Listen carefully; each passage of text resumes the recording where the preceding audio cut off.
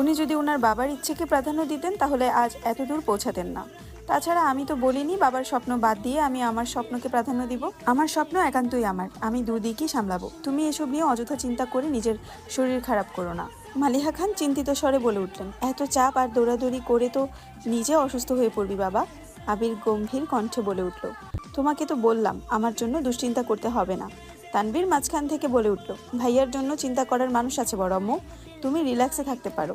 মেঘ এতক্ষণে নীরবে খেলেও এই কথা শোনা মাত্রই ছোট্ট দেহ কম্পিত হয়ে ওঠে। আতঙ্কিত হয়ে তাকালো আবিরের দিকে। আবির তৎক্ষণাৎ ঘাড় ঘুরিয়ে তাকালো তানভীরের দিকে। অমনি মুখটা চুপসে গেল তানভীরের। করুণ স্বরে বলল, সরি ভাই। পিনপতন নীরবতা খাবার টেবিলে, কেউ কোনো কথা বলছে না। মেঘের মনটা সহসা খারাপ হয়ে গেল। তানভীর আবিরের একনিষ্ঠ ভক্ত, এক কথায় দুজন দুজনের বেস্ট ফ্রেন্ড। আবির গুরুগম্ভীর স্বভাবের, রাগী, কথা কম বলে, কিন্তু দিন শেষে আবিরের অপ্রকাশিত আবেগগুলো তানভীরকেই শেয়ার করে। এত বছর, এমনকি এখনো আবিরের থেকেও বেশি তানভীর ভালোবাসে আবিরকে। আবির যদি বলে সারা রাত এক পায়ে দাঁড়িয়ে থাকবি, তানভীর তাই করবে। অবশ্য করবে নাই বা কেন, সেই কলেজ লাইফ থেকে রাজনীতি করার ইচ্ছে তানভীরের। পড়াশোনাতে তার বিশেষ আগ্রহ ছিল না। বড় আব্বু এবং আব্বুকেও বলেছে কয়েকবার, তাদের কড়া জবাব, রাজনীতি আমাদের পছন্দ না, এই বাড়িতে কেউ রাজনীতি করবে না। একদিন বাধ্য হয়ে ভাইকে কল করেছে তানভীর। ভালো মন্দ কথা শেষ করে তানভীর ভয়ে ভয়ে বলল, ভাইয়া তোমার সাথে আমার একটু কথা ছিল। আবির সাবলীল ভঙ্গিতে উত্তর দিয়েছিল, সেদিন রাজনীতি করতে চাস তাই তো? তানভীর নিজের কানকে বিশ্বাস করাতে পারছিল না। আবির এত স্বাভাবিকভাবে কথাটা বলেছে। তুই রাজনীতি করার সমস্যা নেই, কিন্তু কিছু বিষয় মাথায় রাখবি। বিষয়টা দেখতে যতটা সহজ ততটাও সহজ না। একনিষ্ঠ এবং সৎ থাকতে হবে তোকে। দল মতো নির্বিশেষে তোকে সত্যের পথে চলতে হবে। পা চাটার স্বভাব যেন না হয়। তানভীর ভয়ে ভয়ে বলল, বড় আব্বু আর আব্বু তো রাজি হচ্ছে না। আবির হেসে উত্তর দিয়েছিল, ওসব আমি সামলে নিব। তুই আমার কথা দে, তুই তোর জায়গায় সৎ থাকবি, আর যে কোনো সমস্যায় আমায় জানাবি। সেদিন খুশিতে তানবীরের চোখ টলমল করছিল। আবির সামনে থাকলে হয়তো জড়িয়ে ধরে কেঁদে দিত ছেলেটা। সেই দিনই ভাইকে কথা দিয়েছে, সে সারা জীবন সৎ থাকবে এবং একনিষ্ঠভাবে রাজনীতি করবে। এরপর থেকে রাজনীতি সম্পর্কিত যত ঝামেলা আছে, কি করা দরকার, কোনটা করলে ভালো হবে, সবই ভাইয়ের সিদ্ধান্ত নিয়েছে তানভীর। আজ সে ছাত্রলীগের সহ সভাপতি। সবটুকু ক্রেডিট আবিরের। আগামী বছর মেয়র নির্বাচনের পরে নতুন করে সভাপতি করা হবে, তাই তানভীর চেষ্টা করছে যেন এইবার সভাপতি হতে পারে। তানভীরের রাজনীতির জন্য বাবা চাচার সাথে আবিরের কথা কাটাকাটি সেই শুরু থেকেই, কিন্তু আবিরের এক কথা, তানভীর রাজনীতিই করবে। আজ সন্ধ্যায়ও বাবা চাচার মুখের উপর বলেছিল তানভীরকে কোনো প্রকার বাধা যেন না দেওয়া হয়। তানভীরের জীবনে আবিরের গাছের ন্যায়, যার ছায়ার তানভীরের অবস্থান। ভাই ছাড়া তানভীর অসহায়। খাওয়া শেষ করে আবির নিজ রুমে চলে গেছে। তানভীরও চলে গেছে, কিন্তু বসে আছে মেঘ। সে খাবার টেবিলে সবার আগে এসেছিল, ভেবেছিল ভাইয়ের আগে খেয়ে পালাবে, কিন্তু তা আর হলো কই। আবিরের জীবনে কেউ আছে এই কথাটাই মাথায় ঘুরপাক খাচ্ছে। অষ্টাদশীর ভাতের প্লেটে আঙুল ঘুরাচ্ছে আর ভাবছে, আমার ছোট্ট মনটা এইভাবে ভেঙে গেল, প্রেমে পড়ার আগেই ব্রেকআপ হয়ে গেল। ছি। তৎক্ষণাৎ নিজের মনকে নিজেই সান্ত্বনা দিচ্ছে, থাক মন খারাপ করিস না, ছেলেটা ভালো না। মনে নেই তোকে ছোটবেলা মেরেছিল, আজ তো হিটলার। তোর জীবনে রাজপুত্র আসবে, যার জীবনে রাজ করবি শুধু তুই। মালিহা খান মেঘের হাতে পুনরায় ধাক্কা দিয়ে বলল, থাক তোর আর খেতে হবে না। এতে হুঁশ ফিরল মেঘের। মেঘ কিছু বলার আগেই খাবার প্লেট সামনে থেকে নিয়ে যান উনি। বড় আম্মুর এসব কর্মকাণ্ড আহাম্মক বনে যায় মেঘ। মালিহা খান বলে ওঠেন, এভাবে 14 ঘন্টা ভাত নিয়ে বসে থাকলে বিষ হয়ে যাবে খাবার। মেঘও খাবার খাওয়ায় তেমন ইচ্ছে নেই আর, সে তো নিজেকে সান্ত্বনা দিতে ব্যস্ত। হাতটা ধুয়ে রুমের দিকে যাচ্ছে। মালিহা খান মেঘকে ডেকে আবার বললেন, তোর কি পেট ভরেছে নাকি নতুন করে খাবার দিব তোকে? না আর খাবো না, এটুকু বলে রুমে চলে আসে মেঘ। পড়তেও ইচ্ছে করছে না মেয়েটার, চুপচাপ শুয়ে আছে। চোখ বন্ধ করতেই ভেসে ওঠে আবিরের হাসি। বাইক এনে যখন হাসি মুখে বলেছিল কথাগুলো কানে ভেসে আসছে। কি সুন্দর করে কথা বলে মানুষটা, তাকানোর ধরন, রাগলে কুচকে ফেলা ঘন ভ্রু দুটো, সবই যেন চোখের সামনে ভাসছে মেঘের। সঙ্গে সঙ্গে চোখ খুলে ফেলে মেঘ, বুক ভেঙে আসে কষ্টে। এই লোক আমার ভাবনায় কেন আসছে বারবার? এই লোক তো অন্য কারো, এই বলে অভিমানে ঘুমিয়ে পড়ে মেঘ। আজ শুক্রবার, সকাল থেকে বাড়িতে হইচই শুরু হয়ে গেছে। মিম, আদি আর মেঘ দুষ্টুমি আড্ডায় মাতিয়ে তুলেছে ড্রয়িং রুম। তিন যা রান্নায় ব্যস্ত। আবির বাড়ি ফিরেছে বলে আবিরের দুই মামা, দুই খালা, তাদের বাচ্চারা সবাই দেখতে আসবে। মিম আর মেঘের মামা খালাদের বাড়ি থেকেও বেড়াতে আসবে মানুষ। বেশিরভাগ মানুষই চাকরিজীবী, যার ফলে শুক্রবার ছাড়া কারো সময় নেই। ইকবাল খানও ব্যস্ত বাজার নিয়ে, যখন যা লাগছে উনি ছুটছেন আনার জন্য। তানবীরের সকাল থেকে কোনো খোঁজ নেই, সকালে নাস্তা করে বেরিয়েছে, পার্টি অফিসে কাজ আছে, বিকালে ফিরবে বলে চলে গেছে। এজন্য মেঘের কোনো ভয় ডর নেই, আপন মনে আড্ডায় মগ্ন মেয়েটা। হঠাৎ উপরে করিডোর থেকে আবির ডাক দিল মাকে, আম্মু একটু কফি দিতে পারবে? এই বলে রুমে চলে গেল পুনরায়। উত্তর শোনার প্রয়োজনও মনে করেনি সে। মালিহা খান কফি করে মেঘকে ডাক দিলেন, কফিটা আবিরকে দিয়ে আয় তো মা। তৎক্ষণাৎ মেঘের মনে পড়ে গেল গত রাতের কথা। সহসা ভেবে উঠল, আমি কেন, মিম দিয়ে আসুক। মালিহা খান কিছুটা বিরক্ত নিয়ে বলল, ওরা নিলে ফেলে দিবে, তখন আরেক মুসিবতে পড়বো। বাড়িতে একটু পর মেহমান আসবে, জানা মা। মেঘ আর কথা না বাড়িয়ে ধীরে পায়ে হাঁটতে হাঁটতে আবিরের দরজা পর্যন্ত আসলো। গলা শুকিয়ে যাচ্ছে মেঘের, বুকের ভেতরটা ধুকপুক ধুকপুক করে বেড়াচ্ছে, হাত পা কাঁপছে। আস্তে আস্তে দরজায় টকা দিল মেঘ। আবির বলল, দরজা খোলা আছে। কাঁপা কাঁপা হাতে দরজা ধাক্কা দিল মেঘ। আবির ল্যাপটপে কি যেন করছে, তাকিয়েও দেখলো না কে এসেছে। এখানে রেখে যা। মেঘ হাঁটতে পারছে না, হাতও আরো বেশি কাঁপছে। এখন পায়ে একটুকু জোর পাচ্ছে না, ঠায় দাঁড়িয়ে আছে আগের জায়গায়। আবির ল্যাপটপ টেবিলে রেখে মেঘের মুখোমুখি এসে দাঁড়িয়েছে। হাত থেকে কফির কাপটা নিয়ে ড্রেসিং টেবিলের সামনে রাখে। মেঘের সেদিকে কোনো মনোযোগ নেই, তার মস্তিষ্কে প্রতিটা নিউরন ছুটছে এদিক সেদিক। বডি স্প্রে তীব্র ঘ্রাণে হুঁশ ফেরে মেঘের।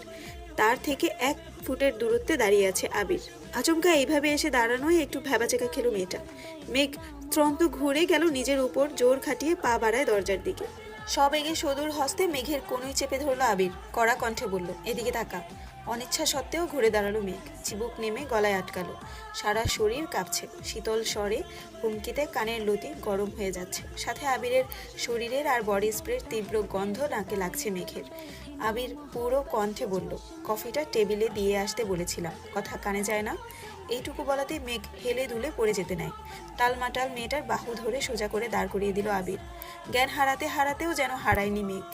আবিরের চাউনিতে তীক্ষ্ণতা, গম্ভীর কণ্ঠে বলল, তুই কি পুষ্টিহীনতায় ভুগছিস? অবশ্য ভুগবি নাই বা কেন? খাবার প্লেটে আঙুল ঘোরালে কি আর শরীরে পুষ্টি হবে? প্রথমে গম্ভীর কণ্ঠে বললেও শেষটা যেন মজার ছলেই বলল। মেঘের শরীর ঘামছে। কে বুঝাবে এই রোগটাকে, যাকে দেখলে অষ্টাদশীর সব শক্তি নিমিষেই মিলিয়ে যায় কোথায় যেন, যার দৃষ্টি কেড়ে নেয় তার সমস্ত ধ্যান জ্ঞান মনোনিবেশ। আবির সাবলীল ভঙ্গিতে বলে উঠল, যেতে পারবি নাকি দিয়ে আসবো? নিজেকে সামলে মেঘ বলল, পারবো। তারপর গুটি গুটি পায়ে রুম থেকে বের হয়ে যায় মেঘ। আবির তাকিয়ে আছে অষ্টাদশীর হাঁটার পারে। মেঘ কোনো রকমে নিজের রুম পর্যন্ত এসে এক দৌড়ে এসে খাটে শুয়েছে। মন মস্তিষ্ক অস্বাভাবিকভাবে লাফালাফি করছে। কয়েক মুহূর্তের মধ্যে নিজের অস্তিত্ব খুঁজে পেল না, সেন্স হারিয়ে পড়ে আছে বিছানায়। 11টার পর থেকে মেহমান আসা শুরু হয়েছে। বাড়ি ঘর ভরে গেছে আত্মীয় স্বজনে। মিম আদি গোসল করে সেজেগুজে গল্প করছে সবার সাথে। আবির একবারে নামাজের সময় ঘর থেকে বের হয়েছে। টুপি পাঞ্জাবি পরায় অন্যান্য দিনের থেকেও অনেক সুন্দর লাগছে ছেলেটাকে। সবাইকে সালাম দিয়ে টুকটাক কথা বলে মামাদের সাথে বেরিয়ে যায় নামাজ পড়তে। মেঘের দেহ এখনো বিছানায় লেপ্টে আছে। বোনকে খুঁজতে মিম উপরে গিয়ে দেখে মেঘ ঘুমাচ্ছে। ডাকতে ডাকতে মেঘের ঘুম ভাঙে। আপু, ও আপু, উঠো, এখনো ঘুমাচ্ছ কেন? বাড়িতে মেহমান চলে আসছে, আজান পড়ে গেছে অনেকক্ষণ আগে। উঠো, নামাজ পড়ে রেডি হও, আম্মু আমায় পাঠাইছে তোমাকে ডাকতে। কিছুক্ষণ পর মেঘের জ্ঞান ফিরে। পাশের দেয়ালে টানানো দেয়ালের ঘড়ির দিকে তাকায়, 1:15 বাজে। তৎক্ষণাৎ শোয়া থেকে উঠে বসে। আবিরকে কফি দিতে গিয়েছিল 8:30 থেকে 9টার মধ্যে। 4 ঘন্টার উপরে তার জ্ঞান ছিল না। 5 মিনিট বসে তারপর গোসলে চলে যায়। নামাজ পড়ে আবিরের দেওয়া একটা জামা পরে নিল মেঘ। বেগুনি রঙের গাউন, মোটামুটি গর্জিয়াস। চুলগুলো খোপা করে নিল। এত লম্বা চুল ছেড়ে রাখলে কিছুই করতে পারবে না সে। মুখে হালকা ফেস পাউডার দিয়ে গোলাপি রঙের লিপস্টিক দিল হালকা করে। রুম থেকে বের হলো প্রায় 3টার দিকে। মামা খালারা সবাই খেতে বসেছে। ছোটদের খাওয়া শেষ। রুম থেকে বের হয়ে করিডোরে দাঁড়িয়ে পরিস্থিতি বোঝার চেষ্টা করছে সে। বাড়িতে এত হই হুল্লোড়ের শব্দে মাথা ধরে ফেলেছে মেঘের। নজর পড়ে সোফার দিকে। আবিরকে ঘেরাও করে বসে আছে সব মামাতো খালাতো ভাই বোনেরা। তার মধ্যে একজনের দিকে নজর পড়ে, স্পেশাল একজন, মালা আপুর দিকে। মালা আপু অনার্স 3য় বর্ষে পড়ছে এখন। আবির ভাইয়ার মামাতো বোন। মালা আপুর একটা বড় আপুও আছে, উনি মাইশা। ওনার পড়াশোনা শেষ, জব করতেছেন এখন। 2 বোনই এসেছেন, কিন্তু মালা আপুর দৃষ্টি কেমন জানি আবির ভাইয়ার দিকে এমনভাবে তাকিয়ে আছে যেন চোখ দিয়ে গিলে খাবে আবির ভাইকে। বিষয়টা দেখে মেঘের মেজাজ গরম হয়ে গেছে। তৎক্ষণাৎ মনে পড়ে গেল রাতের কথা। তানভীর ভাইয়া যে বলেছিল আবির ভাইয়ের জীবনে কেউ আছে, মালা আপুই কি সেই কেউটা? ভাবতেই বুক ভরে ওঠে কষ্টে। আবির ভাইয়ের সমবয়সী একটা ভাইয়া আছে, নাম সাকিব। উনি আবির ভাইয়ার দ্বিতীয় বেস্ট ফ্রেন্ড বলা চলে। আরও কয়েকটা ছোট ভাই আবির ভাইকে এটা সেটা অনেক কথা জিজ্ঞেস করছে, বিদেশ কেমন লাগে, পড়াশোনা কেমন, কিভাবে থাকতে হয়, এইসবই। মেঘ ধীরে স্বস্তি পায়ে সিঁড়ি দিয়ে নামছে। আবির এক পলক তাকায় সেদিকে, পুনরায় ভাইদের কথায় মনোযোগ দেয়। মেঘকে দেখে 2-4 জন ডাক শুরু করে, এই মেঘ কেমন আছিস, এদিকে আয়। মিম ছুটে আসে মেঘের দিকে, আপু তোমাকে অনেক সুন্দর লাগছে, মাশাল্লাহ, কারো নজর না লাগুক। মেঘ মুচকি হাসলো। মিম মেঘকে টেনে নিয়ে সোফায় বসালো। সবার সাথে কথা বলতে বলতে হঠাৎ দৃষ্টি পড়ে আবির ভাইয়ার দিকে। উপর থেকে সে শুধু মালা আপুর নজরটাই দেখেছে। এখন সে আবিরকে দেখছে, নীল পাঞ্জাবি, সাদা প্যান্ট, মাথায় টুপি, আহা কত মায়াবী লাগছে। আবিরের হাস্যোজ্জ্বল মুখটা দেখে প্রেমে পড়ে গেছে মেঘ। যন্ত্রতন্ত্র দৃষ্টি সরিয়ে বাকিদের সাথে কথা বলায় ব্যস্ত হলো। বড়দের খাওয়া শেষ। মেঘ উঠে সবাইকে সালাম দিয়ে খুশগল্প করতে লাগে। খালামণিদের অনেক দিন পর দেখেছে। আগে বিয়েতে গেলে টুকটাক দেখা হতো, কিন্তু তানভীরের অত্যাচারে মেয়েটা বিয়ে বাড়িতে যাওয়া ছেড়ে দিয়েছে। তাই মামি আর খালাদের সাথে দেখা হয় না। মামা অবশ্য মাঝে মাঝে দেখতে আসে, এটা সেটা নিয়ে আসে। সারাদিনের ঘোরাঘুরি শেষে সবাই নিজেদের বাড়ির উদ্দেশ্যে রওনা দেয়। থাকার জন্য বলেছে সবাই, কিন্তু চাকরিজীবীদের কাছে বেড়ানো মানেই কয়েক ঘন্টা। বিদায় বেলায় মালা আপুর আচরণের মাথায় রক্ত উঠে যায় মেঘের। ভালো করে বললেই হয় বেড়াতে যাবেন, গায়ে ঢলে পড়ার কি আছে, আশ্চর্য। মালার এরকম আচরণে আবির ভাই তৎক্ষণাৎ সরে না গেলে তো ওপরে পড়ে যেত এই মেয়ে। রাগে ফুসতে ফুসতে মেঘ নিজের রুমে চলে যায়। মেহমানদের বিদায় দিয়ে আবিরও বাইক নিয়ে বেরিয়ে পড়ে কোথায় যেন। মাঝখানে তানভীর একবার এসেছিল, সবার সাথে দেখা করে আবার বেরিয়ে গেছে। পার্টি অফিসে কি নিয়ে ঝামেলা চলছে তাই বসার সময় হয়নি তার। মেঘ নিজের রুমের দরজা বন্ধ করে কাঁদতে লাগলো, কিন্তু কেন কাঁদছে সে নিজেও জানে না। অতিরিক্ত রাগে কান্না আসে মেয়েটার। মেঘ বরাবরই খুব অভিমানী, অল্পতেই কান্না করে দেয়। রাত 10টা বেজে গেছে, এখনো মুখ ফুলিয়ে রুমে বসে আছে মেয়েটা। সারাদিন খাওয়া নেই। তড়িঘড়ি করে তানভীর বাড়িতে ঢুকে এসেই মাকে জিজ্ঞেস করে, মেঘ খেয়েছে? হালিমা খান সহসা উত্তর দিলেন, সন্ধ্যার পর থেকে এত ডাকছি, দরজাই তো খুলছে না। তানভীর আর কথা বাড়ালো না, তড়িৎ গতিতে ছুটে গেল বোনের দরজার সামনে। প্রথমে আস্তে করে ডাকলো, মেঘের সাড়া নেই। আচমকা চোয়াল শক্ত করে এক প্রকার চিৎকার দিল, মেঘ তুই এই মুহূর্তে দরজা না খুললে তোর কপালে শনি আছে বলে দিলাম। মেঘ শোয়া থেকে এক লাফে উঠে বসলো। কয়েক সেকেন্ডে দৌড়ে গিয়ে দরজাটা খুললো। চোখ তুলে তাকানোর সাহস নেই ভাইয়ের দিকে। আজ পর্যন্ত তানভীর মেঘের গায়ে হাত তুলেনি, শুধু ধমকি দেওয়া হয়েছে। কিন্তু ভাইকে এক বিন্দু বিশ্বাস করে না মেঘ। কখন আবার আবির ভাইয়ের মতো নাক মুখে মারবে থাপ্পড়, বিশ্বাস নেই। দরজা খুলতেই নরম স্বরে তানভীর বলল, খেতে যা। মেঘ তানভীরের এত নরম স্বর কোনোদিন শুনেনি, ভাবতেই পারছে না ভাইয়া তাকে এত ভালোবেসে খেতে বলছে। তানভীর বলল, খাওয়া শেষে তোর ফোনটা দিস, তোকে একটা ফেসবুক আইডি খুলে দিব। তানভীরের এমন কথায় মেঘ আহম্মক বনে গেল। তানভীর ভাই বরাবরই এরকম, নিজেই ঝাড়বে তারপর নিজেই আদর করবে, এটা সেটা কিনে আনবে মেঘের জন্য। কিন্তু আজকের বিষয়টা সম্পূর্ণ ভিন্ন। এত নরম স্বর কখনো শুনেনি এর আগে। নিমেষেই মনটা খুশিতে ভরে গেল মেঘের। খাবার টেবিলে বসে আপন মনে খাচ্ছে মেঘ। আজকে তার পছন্দের অনেক রেসিপি আছে, একটু একটু করে সব চেক করছে। কিন্তু রাগে ফুসফুস করছে মেঘের আম্মু হালিমা খান। হালিমা খান, সন্ধ্যা থেকে যে তোকে এতবার ডাকতে গেলাম, বের হলি না কেন? ঠিকই তো ভাইয়ের ভয়ে বেরিয়ে আসলি, আমাকে কেন কষ্ট দিস? তোকে কে কি বলে 2 দিন পর পর না খেয়ে পড়ে থাকিস? কিছুদিন পরে যে এডমিশন, না খেলে পড়বি কিভাবে? আর না পড়লে ভর্তি হবি কিভাবে? তুইও তোর ভাইয়ের মতো হচ্ছিস। সে সারাদিন ভণ্ডের মতো টুই টুই করে ঘুরে, আর তুই এখন তার ভাব নিচ্ছিস। খেয়ে না খেয়ে রুমে পড়ে থাকিস। আর শোন, মেয়ে মানুষের এত রাগ জেদ ভালো না। তোর এই রাগ জেদ সামলানোর জন্য আমরা সারা জীবন তোর পাশে থাকবো না। এইটুকু বলতেই চোখ পড়ে ড্রয়িং রুমে দাঁড়ানো আবিরের দিকে। আবিরের চাউনিতে পরিষ্কার ধৃষ্টতা, শ্যামবর্ণের মুখমণ্ডল কালো দেখাচ্ছে। কড়া কণ্ঠে মামুনির দিকে তাকিয়ে প্রশ্ন করলো, কি হয়েছে? পুরুষালী কণ্ঠে আটকে উঠে মেঘ। হালিমা খান গলা নামিয়ে উত্তর দিল, খায় না ঠিক মতো, পড়াশোনা করে না, কি করবো ওকে নিয়ে?